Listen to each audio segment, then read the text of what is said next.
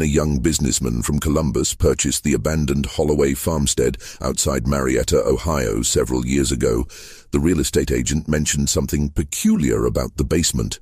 "That section's been sealed off since the 1930s, she said, pointing to a wall of weathered bricks that seemed oddly out of place in the stone foundation. Previous owners never bothered opening it up. What he discovered behind those 91-year-old bricks would force historians to rewrite a dark chapter of Ohio's medical history, a chapter that powerful families had spent nearly a century trying to erase. The truth about Dr. Amos Fletcher's underground hospital during the cholera epidemic of 1832 was far more horrifying than anyone could have imagined. Before we continue with the story of what was found in that sealed basement, if you're fascinated by America's darkest medical secrets, hit that subscribe button and let me know in the comments what state you're listening from. Stories like this exist in every corner of our nation, waiting to be uncovered. The discovery that would shake Marietta's historical foundation began with the simple desire to expand a root cellar. The summer of 1832 brought more than just oppressive heat to the rolling hills of southeastern Ohio. Cholera, the dreaded Blue Death, had crept up the Ohio River from New Orleans, leaving a trail of corpses in cities like Cincinnati and Portsmouth. By July, the disease had reached Washington County, and the small settlement of Marietta, barely 40 years old and home to fewer than 2,000 souls, found itself in the grip of mortal terror. Dr. Amos Fletcher arrived in Marietta that fateful summer, with impeccable credentials from the University of Pennsylvania Medical School and letters of recommendation from physicians in Philadelphia. A tall, angular man with penetrating gray eyes and prematurely white hair, Fletcher carried himself with the authority of Eastern medical training in a frontier town where most doctors were little more than barber surgeons or traveling patent medicine salesmen. The Holloway family had settled their 100-acre farm 3 miles northeast of Marietta in 1798, when Ohio was still the Northwest Territory. Thomas Holloway, a veteran of the Revolutionary War, had built the farmhouse with his own hands using local limestone and timber from his land. By 1832, Thomas had been dead for 5 years, leaving the property to his son, Marcus, a quiet man of 32, who farmed wheat and raised cattle with his wife Sarah and their 3 young children. Marcus Holloway was not a man of medicine, but he possessed something Dr. Fletcher desperately needed. A large, cool, isolated basement with stone walls that could be easily cleaned and multiple rooms that could house patients away from the prying eyes of Marietta's increasingly panicked population. When Fletcher approached Marcus in late July with a proposal to establish a private isolation hospital for cholera patients whose families could afford specialized care, Marcus saw an opportunity to earn desperately needed cash during lean farming years. The arrangement seemed straightforward enough. Fletcher would pay Marcus $50 per month, more money than the farm generated in 3 months, to use the basement as a treatment facility for affluent patients from Marietta and surrounding settlements. The basement's natural coolness and separation from the main house would provide ideal conditions for isolating the sick, while Fletcher administered the latest medical treatments. Sarah Holloway expressed some reservations about housing diseased patients beneath their home, but Marcus reminded her of their mounting debts and the promise of financial security. Fletcher moved his medical equipment into the Holloway basement in early August, transforming the largest room into what he called his treatment chamber. The basement's original storage rooms became patient quarters, each fitted with a simple bed, wash basin, and chamber pot. Fletcher installed oil lamps throughout the space and brought in wooden tables for his instruments and medicines. To the casual observer, it appeared to be a well-equipped, if somewhat primitive, medical facility. What the Holloway family didn't know was that Dr. Amos Fletcher had been quietly dismissed from his position at Pennsylvania Hospital 6 months earlier for irregular practices and experimental procedures not sanctioned by the medical board. Fletcher's obsession with finding a cure for cholera had led him down increasingly dark paths, including unauthorized experiments on charity patients who had died under his care. His departure from Philadelphia had been arranged quietly, with sealed letters and hushed conversations in university corridors. The first patients arrived at the Holloway farm on August 15, 1832. Jacob Whitman, a prosperous grain merchant, brought his 22-year-old daughter Elizabeth, who had begun showing the telltale signs of cholera, violent stomach cramps, explosive diarrhea, and the bluish tinge to the skin that gave the disease its terrifying nickname. Fletcher assured Whitman that Elizabeth would receive the finest care available west of Philadelphia, treatments based on the latest European medical theories that were simply unavailable in Marietta's crude public hospital. Whitman paid Fletcher's fee of $25, nearly a year's wages for a common laborer, and departed with the promise that he could visit his daughter in 3 days. Fletcher had insisted on a strict quarantine period to prevent the spread of infection, a policy that seemed both medically sound and professionally responsible. Elizabeth Whitman died that very night. Fletcher's treatment methods, unknown to the families who entrusted their loved ones to his care, were based on a radical theory he had developed during his final months in Philadelphia. Convinced that cholera was caused by an excess of corrupted humors in the blood, Fletcher believed that only the most aggressive purging and bloodletting could save patients.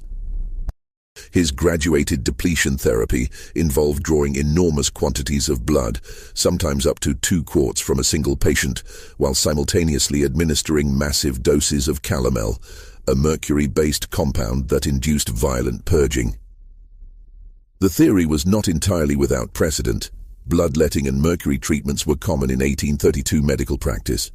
But Fletcher's doses were extreme, even by the standards of the day.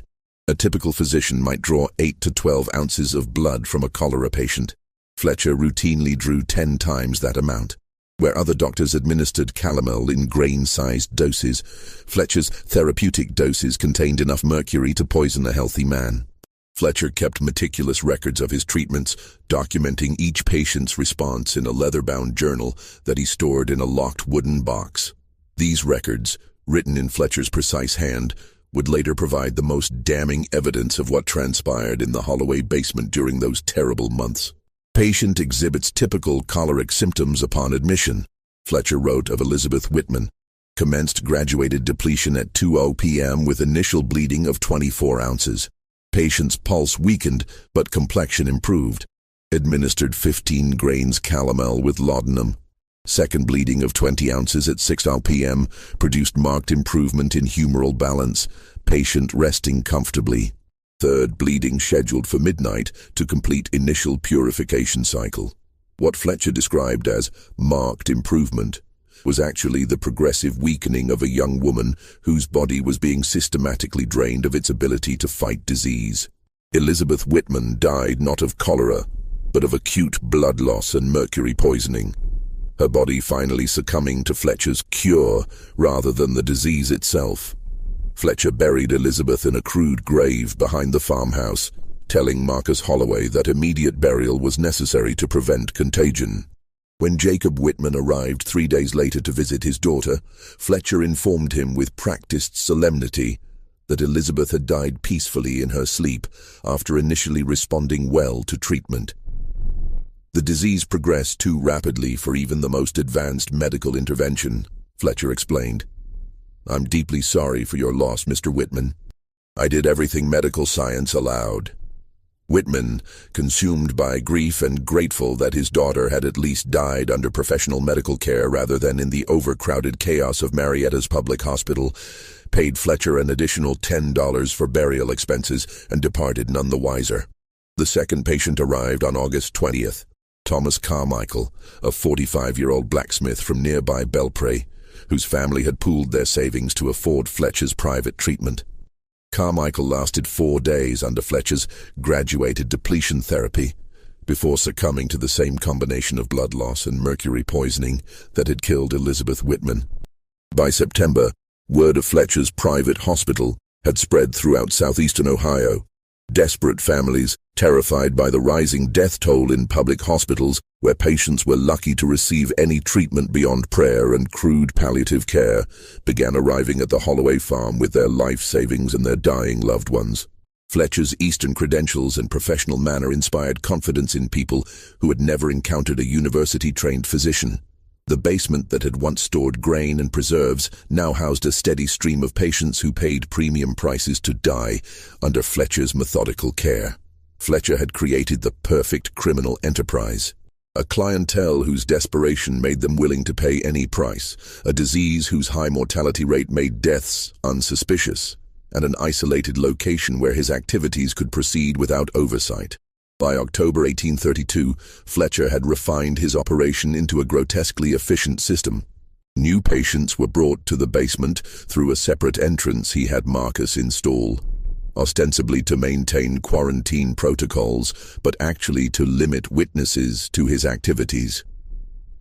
Fletcher charged different rates based on families' perceived wealth. $25 for merchants and professionals, $15 for skilled craftsmen, $10 for farmers with modest holdings.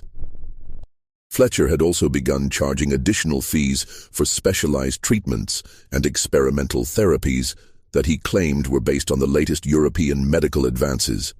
Families desperate to save their loved ones often paid these supplemental charges without question, trusting that a university-trained physician knew best how to combat the dreaded cholera. The Holloway family, initially grateful for the steady income Fletcher provided, began to notice disturbing patterns. Despite Fletcher's assurances that his advanced treatments produced superior results, every single patient brought to their basement eventually died. Sarah Holloway, whose maternal instincts were sharpened by fear for her own children's safety, began to question whether the basement was truly as safe as Fletcher claimed. "It don't seem natural," Sarah confided to her husband one evening in late October as they listened to the weak moaning of Fletcher's latest patient drifting up through the floorboards. "All them fancy treatments, all that book learning, and still every soul dies down there. Even old Doc Hartwell in town saves one out of every 3 or 4. Marcus dismissed his wife's concerns with the practical fatalism of a farmer who had watched livestock die despite his best efforts. "Rich folks get sick same as poor folks," he told her. "Maybe they just wait too long before bringing them out here, thinking their money will buy them a miracle." What Marcus and Sarah didn't know was that Fletcher had begun supplementing his income through even more sinister means. After each patient died, Fletcher performed what he called post-mortem examinations to advance his understanding of cholera's effects on the human body. In reality, these examinations were crude dissections, during which Fletcher removed organs and tissue samples that he preserved in alcohol and sold to medical schools in Cincinnati and Columbus. The illegal trade in human anatomical specimens was a poorly kept secret in American medical education. Medical schools desperate for cadavers to train their students often paid handsomely for fresh specimens, few questions asked. Fletcher's cholera victims, already isolated from their families and buried quickly to prevent contagion, provided perfect raw material for this gruesome commerce. Fletcher's journal entries from this period reveal the cold calculation behind his activities. Patient Hendricks expired at 3:20 a.m. following completion of depletion cycle. Immediate post-mortem examination yielded excellent specimens. Liver showing advanced choleric deterioration, kidney specimens suitable for preservation, heart muscle displaying typical post-mortem changes. Total value of specimens estimated at $12. Net profit from Hendrick's case, $37 after burial and preservation expenses. The basement began to take on the characteristics of a charnel house disguised as a medical facility. Fletcher installed a large wooden table in one of the smaller rooms where he conducted his examinations, along with an array of surgical instruments and glass jars filled with preserving alcohol. The limestone walls, naturally cool and easy to clean, made perfect storage for his growing collection of anatomical specimens awaiting shipment to medical schools. Fletcher's carefully constructed enterprise began to unravel in November 1832, when 2 events occurred almost simultaneously that would expose the true nature of his basement hospital. The first was the arrival of Martha Cunningham, the 16-year-old daughter of Reverend Isaiah Cunningham, pastor of Marietta's First Presbyterian Church. Martha had contracted cholera while caring for the sick in the church's charity hospital, and Reverend Cunningham, despite his modest preacher's salary, had borrowed heavily to afford Fletcher's private treatment for his only child. Unlike Fletcher's previous patients, Martha arrived at the Holloway basement in the very early stages of cholera, when the disease was most treatable with rest, clear fluids, and basic supportive care. She was young, strong, and otherwise healthy. Exactly the type of patient who might survive even Fletcher's brutal treatment regimen long enough for someone to witness what was actually happening in the basement. The second critical event was the unexpected early return of Dr. Benjamin Hartwell from Columbus, where he had been attending a medical conference on cholera treatment. Dr. Hartwell, Marietta's only other trained physician, had been curious about the reportedly excellent results Fletcher was achieving with his private patients. Professional courtesy and genuine medical interest prompted Hartwell to visit the Holloway farm on November 12th to discuss treatment methods with his colleague. What Dr. Hartwell discovered in the Holloway basement that cold November morning would haunt him for the rest of his life. Hartwell arrived at the farm around 10 a.m., expecting to find Fletcher conducting rounds or perhaps consulting with the Holloway family about quarantine procedures. Instead, he found the basement entrance unlocked and descended the stone steps to investigate. The sight that greeted him in Fletcher's treatment chamber defied comprehension for a man trained in legitimate medical practice. Martha Cunningham lay unconscious on Fletcher's treatment table, her skin waxy and pale from massive blood loss. Beside the table sat 2 large basins filled with blood, and Fletcher was in the process of preparing a syringe filled with what Hartwell recognized as a lethal dose of calomel. In the corner of the room, glass jars containing human organs floated in alcohol like grotesque museum specimens. "Fletcher!" Hartwell called out, his voice echoing in the stone chamber. "What in God's name are you doing to this child?" Fletcher spun around, his blood-stained apron and wild expression making him look more like a butcher than a physician. For a moment, the 2 men stared at each other across the unconscious form of Martha Cunningham, the full horror of Fletcher's activities hanging between them like a poison cloud. "Dr. Hartwell," Fletcher said finally, his voice steady despite the circumstances. "I wasn't expecting you. Miss Cunningham is responding remarkably well to graduated depletion therapy. I was just preparing to administer the final dose of mercurial purification."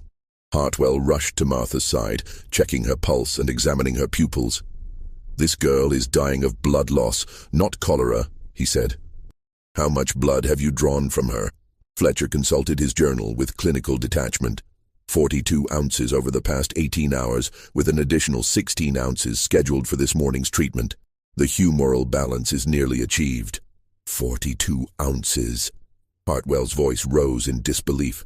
"That's nearly 3 quarts. You've bled this child almost to death." What followed was a heated argument that could be heard throughout the farmhouse above. Fletcher defended his methods with increasing desperation, citing European medical theories and his own clinical observations. Hartwell, appalled by what he was witnessing, demanded that Fletcher cease treatment immediately and allow him to examine the other patients. The argument ended abruptly when Hartwell discovered that Martha Cunningham was Fletcher's only living patient. The other beds in the basement were empty, their occupants having died under Fletcher's care and been buried in the growing cemetery behind the farmhouse. "Where are your other patients?" Hartwell demanded. Fletcher's response was delivered with chilling matter-of-factness. "Unfortunately, they succumbed to the advanced stages of choleric infection before my treatments could take effect. The disease is particularly virulent this season." Hartwell's medical training told him immediately that something was terribly wrong. Even during the worst cholera outbreaks, mortality rates rarely exceeded 60% with proper care. Fletcher claimed to be providing the finest treatment available, yet his mortality rate appeared to be 100%. Dr. Hartwell's discovery of Fletcher's activities created an impossible situation for everyone involved. Hartwell faced a moral and professional obligation to expose Fletcher's deadly practices, but doing so would implicate the Holloway family, who had provided the facility, and potentially destroy the reputations of the families who had paid for Fletcher's services. In the small, tightly knit community of Washington County, scandal could destroy lives as surely as disease. The families who had entrusted their loved ones to Fletcher were among Marietta's most prominent citizens: merchants, craftsmen, and landowners whose social standing depended on their reputation for good judgment and moral character. To admit they had been deceived by a charlatan would bring shame that could last generations. Hartwell immediately began treating Martha Cunningham with fluids and rest, hoping to reverse the damage Fletcher had inflicted. Meanwhile, he sent word to Reverend Cunningham and several other prominent citizens, requesting their immediate presence at the Holloway farm for a matter of gravest importance regarding Dr. Fletcher's medical practices. The men who gathered in the Holloway farmhouse that afternoon represented the power structure of Marietta society. Reverend Cunningham, Judge William Putnam, Merchant Samuel Fearing, and banker Nathan Gilman. Each had either entrusted family members to Fletcher's care or had recommended Fletcher to friends and neighbors. Hartwell's revelation of Fletcher's activities hit the group like a physical blow. The respected Eastern physician they had welcomed into their community was revealed as a killer who had systematically murdered their loved ones while charging premium prices for the privilege. The basement they were standing above contained evidence of medical fraud, malpractice, and possibly deliberate murder. Fletcher, cornered and facing the collapse of everything he had built, made a desperate attempt to justify his actions. He produced his journal and began reading excerpts that documented each patient's treatment, arguing that his methods were based on legitimate medical theory and that the high mortality rate was due to the severity of the cholera outbreak, not his treatment protocols. "Gentlemen," Fletcher said, his voice taking on the lecturing tone of a medical school professor, "I understand your shock at witnessing advanced medical procedures. What appears extreme to untrained eyes is actually the application of the most current European medical science. Every treatment I administered was designed to save life, not take it." Judge Putnam, whose own nephew had died under Fletcher's care just 2 weeks earlier, was having none of Fletcher's explanations. "Dr. Fletcher," he said coldly, "are you telling us that bleeding a 16-year-old girl nearly to death is accepted medical practice?" "In cases of severe humoral imbalance, yes," Fletcher replied without hesitation. "The corruption must be drawn from the body before healing can begin. Miss Cunningham's survival will prove the effectiveness of my methods." But Martha Cunningham did not survive. Despite Hartwell's efforts to reverse the damage, she died that evening, her young body too weakened by Fletcher's treatments to recover. Her death in the presence of witnesses finally provided the irrefutable proof that Fletcher's methods were not medicine, but murder. The death of Martha Cunningham in front of multiple witnesses transformed Fletcher from a respected physician into an obvious killer. But the group of men gathered at the Holloway farmhouse faced a terrible dilemma: how to deal with Fletcher without destroying themselves and their community in the process. A public trial would expose the full scope of Fletcher's activities, revealing that Marietta's leading citizens had been systematically deceived and their loved ones murdered. The scandal would reach far beyond Washington County, potentially destroying the carefully cultivated reputation of Marietta as a civilized, well-governed community. Property values would plummet, businesses would fail, and families would be ruined by association with Fletcher's crimes. Judge Putnam, despite his personal anguish over his nephew's death, recognized the broader implications of Fletcher's exposure. "If this becomes public," he told the group grimly, "it will destroy not just our reputations, but our entire community. Who will do business with merchants who couldn't recognize a charlatan? Who will trust a judge who recommended a killer to his neighbors?" Reverend Cunningham, grief-stricken over his daughter's death but mindful of his congregation's welfare, agreed that some form of private justice might be preferable to public exposure. "The families who lost loved ones deserve to know the truth," he said, "but they also deserve to live with dignity in this community. A public trial would destroy the innocent along with the guilty." The decision was made to confront Fletcher privately and demand his immediate departure from Ohio.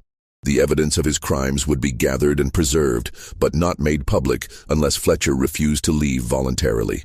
It was a compromise that satisfied no one, but seemed to offer the best chance of protecting the community from further damage. Fletcher, however, refused to cooperate with the plan. Cornered and desperate, he declared that he would rather face public trial than abandon his medical research and flee like a common criminal. He threatened to expose the complicity of the Holloway family and other community members who had profited from his activities, claiming that any attempt to force his departure would result in scandal for everyone involved. The standoff continued through the night of November 12th, with Fletcher barricaded in the basement while the community leaders debated their options in the farmhouse above. Marcus Holloway, terrified that his family would be destroyed by association with Fletcher's crimes, begged the group to find a solution that would protect innocent people from the consequences of Fletcher's actions. The confrontation reached its climax just before dawn on November 13th, when Fletcher attempted to escape through the basement's exterior entrance. Judge Putnam and Samuel Fearing, who had been watching the exit, confronted Fletcher in the pre-dawn darkness behind the farmhouse. What happened next would be debated in whispers for years afterward. Fletcher was found dead at sunrise, his skull crushed by what appeared to be a fall against the stone steps of the basement entrance. Judge Putnam claimed that Fletcher had slipped while trying to flee, striking his head on the limestone blocks. Samuel Fearing supported this account, stating that Fletcher's death was clearly accidental. Dr. Hartwell, examining Fletcher's body, found evidence that suggested a more violent end than a simple fall. But faced with the choice between exposing what appeared to be vigilante justice and protecting the community from further scandal, Hartwell recorded Fletcher's death as accidental trauma resulting from a fall. Fletcher's death solved the immediate problem of what to do with a killer who refused to leave quietly, but it created new challenges for the community leaders who now had to conceal not just medical fraud, but also what appeared to be murder. The basement full of evidence, Fletcher's journal, his surgical instruments, the preserved organs, and the makeshift treatment facility had to be dealt with quickly and permanently. The decision was made to seal the basement completely, entombing all evidence of Fletcher's activities and creating a permanent monument to the community's darkest secret. Marcus Holloway, desperate to distance his family from the scandal, agreed to brick up the basement entrance and never speak of what had transpired there. The official story, carefully crafted and consistently told, was that Dr. Fletcher had died in an accidental fall while treating cholera patients in his private hospital. His sudden death had made it necessary to abandon and seal the basement facility to prevent the spread of infection. The patients who had died under Fletcher's care were victims of the cholera epidemic, nothing more. Reverend Cunningham conducted a simple burial service for Fletcher, attended only by the men who knew the truth about his activities. Fletcher was interred in the Marietta Cemetery with a modest headstone that identified him simply as Dr. A. Fletcher, 1796-1832, taken by accident in service to his patients. The families who had lost loved ones under Fletcher's care were quietly informed that their relatives had died of cholera despite receiving the finest medical treatment available. Most accepted this explanation, grateful to believe that their family members had died under professional care rather than in the chaos of the public hospital. Dr. Hartwell destroyed his own notes about Fletcher's activities and never spoke publicly about what he had discovered in the Holloway basement. The trauma of witnessing Fletcher's crimes and their violent resolution affected Hartwell deeply. He began drinking heavily and died just 3 years later, taking his knowledge of the truth to his grave. Marcus Holloway used locally quarried limestone to build a wall sealing the basement entrance, making it appear that the space had always been separate from the main foundation. He planted ivy around the exterior entrance and allowed it to grow over the stones, creating the impression that the sealed area had been abandoned for many years. The Holloway family never spoke of their basement's dark history, even among themselves. Marcus destroyed the furniture and equipment that Fletcher had brought to the farm, burning what could be burned and burying the rest in unmarked graves scattered across his property. Within a year, the only physical evidence of Fletcher's activities was the sealed basement itself, hidden behind a wall of limestone and silence. The secret of the Holloway basement passed from Marcus to his son Thomas, and from Thomas to his son Robert. Each generation of Holloways maintained the sealed basement as they had inherited it, understanding that opening it would resurrect a family shame too terrible to confront. The limestone wall became part of the farmhouse's foundation, so integral to the structure that later generations forgot it had ever been anything else. As decades passed, the cholera epidemic of 1832 became a distant memory, recalled only in church records and cemetery headstones. The families who had lost loved ones under Fletcher's care passed down stories of relatives who had died during the terrible plague year, grateful for the care they had received from a dedicated Eastern physician who had given his own life in service to his patients. Dr. Fletcher's reputation, carefully preserved by the cover-up, actually improved with time. He became remembered as a heroic figure who had brought advanced medical knowledge to the frontier and died tragically while treating the sick. Several Marietta families named sons Amos in his honor, and the town's medical society established a small scholarship in Fletcher's memory. The Holloway farm prospered over the decades, its dark secret buried beneath productive fields and growing livestock herds. Marcus lived to age 78, taking his knowledge of Fletcher's crimes to his grave in 1878. Sarah died 10 years later, having never spoken of the terrible months when their basement had housed Fletcher's chamber of horrors. By 1900, when the original witnesses to Fletcher's activities had all died, the sealed basement had become simply an architectural curiosity, a space that served no purpose but was too expensive to excavate and renovate. The Holloway descendants who inherited the property in the early 20th century occasionally considered opening the space, but were deterred by the cost and inconvenience of major construction work. The Great Depression forced the sale of the Holloway farm to pay taxes and debts, ending more than a century of family ownership. The new owners, immigrants from Eastern Europe who spoke little English and cared nothing for local history, farmed the land efficiently, but took no interest in the farmhouse's peculiarities. They sealed off entire sections of the house to save on heating costs, including the area above the mysterious bricked-up basement. Through the 20th century, the Holloway farmhouse changed hands multiple times as agriculture in southeastern Ohio gave way to suburban development and industrial activity. Each set of owners noted the sealed basement, but assumed it was the result of structural problems or water damage. No one thought to investigate what lay behind the limestone wall. When a young businessman from Columbus purchased the abandoned Holloway farmstead several years ago, he intended to renovate the 19th century farmhouse as a weekend retreat. The property's isolation and historical character appealed to him, and the price was reasonable for a house that needed extensive renovation work. He hired local contractors to update the electrical and plumbing systems, work that required access to the basement for utility installations. When the contractors encountered the bricked-up section, they initially assumed it was a failed renovation project from decades past. Building codes and insurance requirements, however, demanded that they verify the structural integrity of the sealed space before proceeding with major electrical work. On a cold morning in early spring, the new owner and his contractor began carefully removing the limestone blocks that had sealed the basement for 91 years. The mortar had hardened like concrete over the decades, requiring power tools and considerable effort to break through the barrier that Marcus Holloway had erected in November 1832. The first indication that something was seriously wrong came from the smell. A musty, organic odor that suggested decades of stagnant air and possibly biological decay. As more stones were removed, the contractors began to see evidence of the space beyond. Wooden furniture, metal objects, and what appeared to be glass containers reflecting their flashlight beams. When the opening was finally large enough to admit a person, the new owner descended into Fletcher's preserved chamber of horrors with a flashlight, becoming the first human being to enter the space since November 1832. What he found there would shake the foundations of local historical understanding.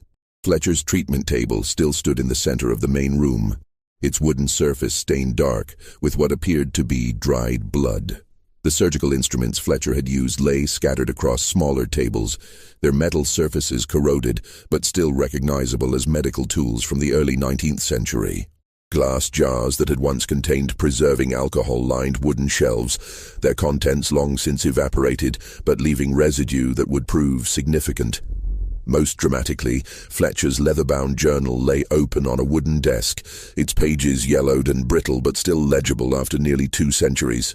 The precise handwriting that documented Fletcher's systematic murder of his patients provided an immediately recognizable record of medical crimes that had been hidden for almost a century.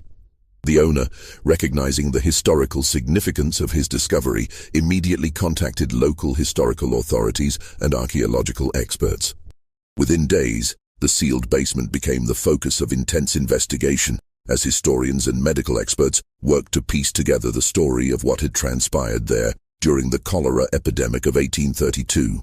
The investigation of Fletcher's basement laboratory revealed evidence that exceeded even the darkest suspicions about 19th century medical practice. Analysis of the preserved materials provided conclusive proof that Fletcher had systematically killed his patients through deliberate medical malpractice, confirming the accounts recorded in his journal. Testing of residue found in Fletcher's medicine bottles revealed mercury concentrations high enough to kill a healthy adult within hours. Blood stains on Fletcher's equipment showed evidence of multiple individuals, suggesting that the basement had been used to treat far more patients than the journal documented. Most disturbing, examination of the area behind the farmhouse revealed evidence of at least 12 human burials, indicating that Fletcher's victim count exceeded even his own careful records. The historical investigation that followed the basement's discovery transformed understanding of medical practice in early Ohio and raised serious questions about how Fletcher's crimes had been concealed for so long. Examination of church records, death certificates, and family documents from the 1830s revealed patterns that should have raised suspicions at the time, but apparently didn't, or were deliberately ignored. Medical historians who studied the case described Fletcher's operation as one of the most systematic cases of medical murder in American frontier history, concealed by a community conspiracy that prioritized reputation over justice. The evidence suggested that Fletcher had killed at least 24 people over a 4-month period, collecting fees that represented enormous sums for the time. The discovery also revealed the lengths to which prominent citizens had gone to conceal Fletcher's crimes and protect their own reputations. Analysis of contemporary documents showed that the cover-up extended far beyond the immediate witnesses, involving courthouse officials who altered death records, local leaders who suppressed unfavorable stories, and religious authorities who provided false testimony about Fletcher's character. Perhaps most disturbing was evidence that Fletcher's activities were not entirely unique. Research prompted by the basement discovery revealed similar suspicious patterns in other Ohio communities during the same period, suggesting that medical fraud and malpractice were more common than previously understood. The isolation of frontier medical practice and the desperation of families facing epidemic disease created perfect conditions for predators like Fletcher to operate with impunity. The Holloway basement discovery forced a reassessment of how medical practice was regulated in early America and raised questions about how many other respected physicians might have been operating similar enterprises in communities across the expanding frontier. The evidence suggested that Fletcher's crimes were concealed not by sophisticated criminal planning, but by the simple willingness of a community to prioritize its reputation over justice for his victims. The excavation of Fletcher's basement laboratory continued for months, as investigators carefully documented and preserved evidence of crimes that had been hidden for nearly 2 centuries. Local medical authorities acknowledged Fletcher's crimes and the failures of oversight that had allowed them to occur, while historical societies worked to honor those who had died under his care. The investigation also revealed the human cost of the community's decision to conceal Fletcher's activities rather than seek justice through legal channels. Families who had trusted Fletcher with their loved ones had been deceived not only by a criminal physician, but by their own community leaders, who had prioritized reputation management over truth and accountability. Analysis of remains found behind the farmhouse confirmed the identities of several victims whose families had been told they died of natural causes. The revelation that these deaths were actually murders came as a shock to descendants who had carried family stories of loss during the cholera epidemic, never suspecting that their ancestors had been victims of deliberate crimes. The Holloway family descendants, scattered across the country over the generations since the farm's sale, expressed mixed feelings about the discovery. Some were horrified to learn that their family property had been the site of such terrible crimes, while others felt vindicated that a long-held family secret had finally been exposed. Several family members reported that they had grown up with vague stories about something bad that had happened in the basement, but no one had preserved specific knowledge of Fletcher's activities. The investigation also raised troubling questions about medical practice and oversight. While systems had improved dramatically since Fletcher's time, medical historians noted that isolated practice settings and vulnerable patient populations still created opportunities for abuse that might not be detected for years or decades. The farmhouse, where Fletcher conducted his terrible experiments, has become a subject of intense historical interest. Fletcher's basement laboratory was preserved exactly as it was found, providing researchers with a stark reminder of how inadequate regulation and community denial enabled systematic abuse of vulnerable people. The leather-bound journal that documented Fletcher's crimes has been preserved as a primary source for understanding medical fraud in the antebellum period. Fletcher's surgical instruments and preserved specimens provided evidence for studies of medical ethics and the history of physician misconduct. The property owner who uncovered this dark chapter of medical history chose historical preservation over personal renovation. The significance of Fletcher's basement as evidence of systematic medical crime was deemed more important than modern convenience. The investigation sparked by the basement discovery led to similar examinations at other historical medical sites across Ohio and neighboring states. Researchers identified several other locations where suspicious patterns of patient deaths during the 1830s cholera epidemic suggested possible medical fraud or malpractice. While none yielded evidence as dramatic as Fletcher's basement laboratory, the discoveries prompted a broader reassessment of medical practice regulation in early America. The families of Fletcher's victims, identified through genealogical research and analysis of remains, worked to establish memorials that emphasized the importance of transparency and accountability in medical practice, values that were tragically absent during Fletcher's reign of terror in the Holloway basement. Dr. Fletcher's grave in Marietta Cemetery became a subject of controversy after the discovery of his crimes. Some descendants of his victims petitioned for his removal from the section reserved for honored community members, arguing that a murderer should not rest among those he had deceived. Others maintained that moving the grave would accomplish nothing, and that Fletcher's headstone served as a reminder of how easily communities could be deceived by those who exploited professional authority. The cholera epidemic of 1832, which provided Fletcher with the perfect cover for his crimes, killed thousands of people across Ohio during its peak months. Historical records suggest that Fletcher was responsible for a tiny fraction of those deaths, but his systematic abuse of trust and deliberate murder of patients seeking help represents one of the darkest chapters in American medical history. Medical ethicists who studied Fletcher's case identified several factors that enabled his crimes. The isolation of rural medical practice, the desperation of families facing epidemic disease, the lack of effective medical licensing and oversight, and most critically, a community's willingness to prioritize reputation over justice when confronted with evidence of systematic abuse. The discovery in the Holloway basement raises questions that extend far beyond the specific crimes of Dr. Amos Fletcher. How many other physicians in early America operated similar enterprises using epidemic disease as cover for systematic fraud and murder? How many communities chose to conceal evidence of medical crimes rather than face the scandal of exposure?